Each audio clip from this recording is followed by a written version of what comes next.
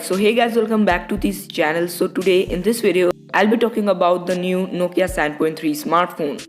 As we all know that the Nokia recently launched their new smartphone, which was the Nokia 8.3.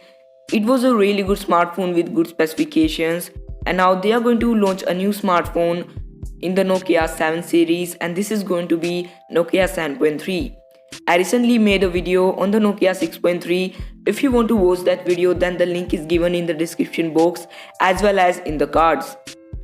Now talking about the Nokia 7.3, this is going to be a mid-range device with kind of premium features. Now talking about this device, there has been many leaks and the rumors regarding this device within the few days, and now we will talk about this device. First of all, we will talk about the design and the display of this device.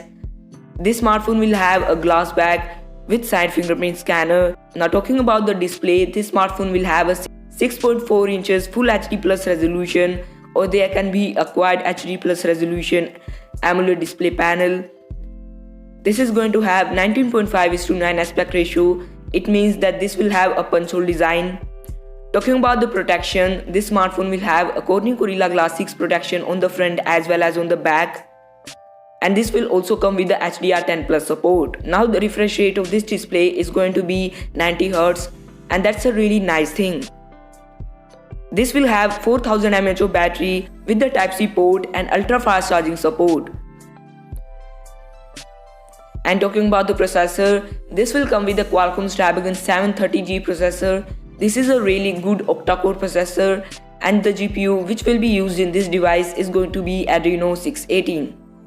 When we talk about the RAM and the storage, this smartphone will come with the 8GB of RAM and 128GB of internal storage with expandable memory up to 1TB. Nokia 7.3 will have a quad rear camera setup with the main 64 megapixel shooter, 8 megapixel ultra wide angle lens, 2 megapixel macro sensor and a 2 megapixel depth sensor.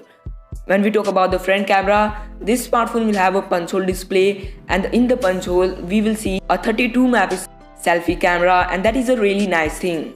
But before ending this video, be sure to press the subscribe button and notification bell icon to never miss an update in the future. Bye bye, take care.